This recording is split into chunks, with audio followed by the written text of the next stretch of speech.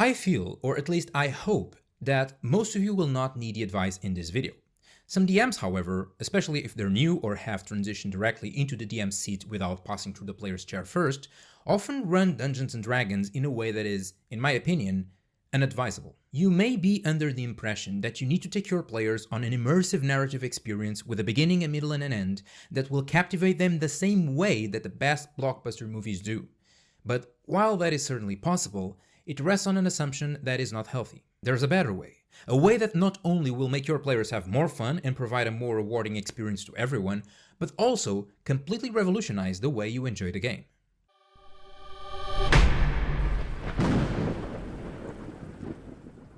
With the boom of popularity that Dungeons & Dragons has been experiencing in the last few years, many people have come into the game through media such as Stranger Things or Critical Role, maybe the latest Vox Machina animation series, or even the recent Baldur's Gate 3.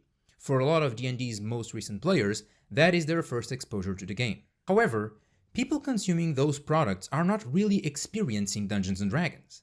Even if they are watching Critical Role, which is an actual game being played live, they are only watching the final product, what it looks to a bystander. In the same way that you can't determine how a car is driven just by looking at one if you've never been inside one, you can't watch Critical Role and instantly know how D&D should feel like, or worst, how you should run it. All we see is Mercer's narration and the player's response. We don't get to actually see the inner machinations going in his head, his prep work, his notes, his thought process whenever he throws something at the players and they throw him back a curveball. Since they're spectators and not players at the table, what viewers of those shows end up watching is a story that is not consumed by them in a significantly different way than a book or a movie. And when the fledgling DM tries to run the game for the first time after being exposed to this output version of D&D and making the unavoidable connection to an endless backlog of narrative experience such as books, movies, series, and even video games, they model their DMing style after them in order to provide similar experiences. What they fail to grasp, of course, is that the experience they live through as spectators is fundamentally different than what a pure D&D game should be. This can happen even when people have been playing for a while, if all they've been exposed to are railroaded games. And since even the core rulebooks have a blatant lack of resources to help new DMs understand what it means to run the game and how it should be done, we can't really blame them. A unilateral narrative experience, such as a book, needs to be extensively thought out by the author. There's a process, a journey. Every word the author writes is carefully planned in order to provoke a specific feeling, to build up to something, or to provide a clue that will be required later on.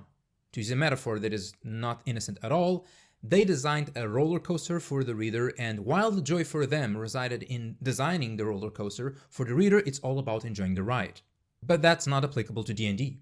For a new DM, it might seem like the goal is to make the players experience the roller coaster ride just like they did when watching Critical Role, but it's a very different feeling when actually playing the game at the table. D&D and RPGs in general are an improv exercise at their core. Part of the joy in those games lies in the fact that the players have complete freedom over their actions, and it's near impossible to plan a detailed narrative that accounts for every single possible diverging choice that the players might make. That is why a better way to run D&D is to relinquish the temptation to plan a plot the players need to follow and instead allowing them to explore whatever direction they want. They will often design the story themselves, along with the motivations, tribulations, and choices they take along the way. But if that's so, where is the fun for the DM? If the joy of the writer resides in designing the roller coaster and we're not supposed to do that in D&D, what is left? Are DMs meant to be mere referees, condemned to sit on their chair and adjudicate rules while all the other players have fun? No. And I haven't been using the writer and reader metaphor by chance. Because the most common misconception in D&D is that the DM is the author. They are not. They're the reader.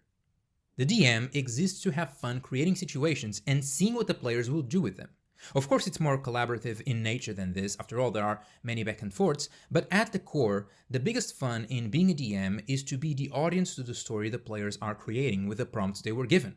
In a way, the DM dictates the genre of the story they want to hear and then sit back while a bunch of improv actors called players act them out. Don't believe in me? Then why are there published campaigns?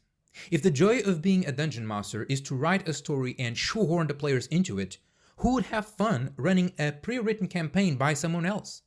Just reading the campaign alone should be enough to provide the same experience as watching the players play it truthfully.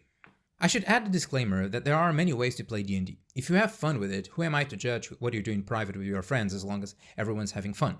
However, I deeply believe this is a superior form of gaming, and also the birthplace of a better DMing mentality, the one I promised in the beginning of the video will revolutionize the way you run D&D.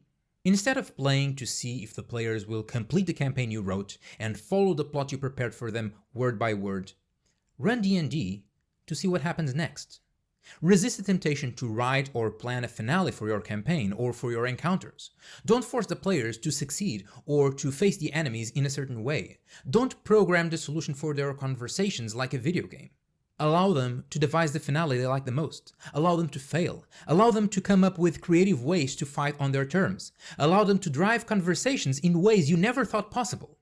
Be the author only until halfway. After that, sit back. Ask your players what will they do, and enjoy.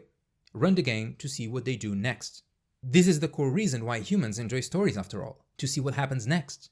It's the curiosity for the outcome of something they care about, coupled with the thrill of the uncertain result. Heck, it's why we see sports. Almost no one sees sports unless they're live. There's just no fun if you already know the result. If you run D&D this way and open your mind to have fun in this particular manner, more possibilities will open themselves to you than they'll close. Speaking from experience, I can assure you that little moments give you more enjoyment and even pride as a DM than when your players devise a creative situation that never crossed your mind. That's it, short video and very basic advice, but I think an important one. If you like the video, here I talk about how to be a better dungeon master, but I also have a playlist dedicated at helping players elevate their game. I always try to upload one new video every week. Thank you for watching, I'm the first Arcadian, and I am brave. Roller coasters, love them. Scary movies, I've seen Ghostbusters like 7 times.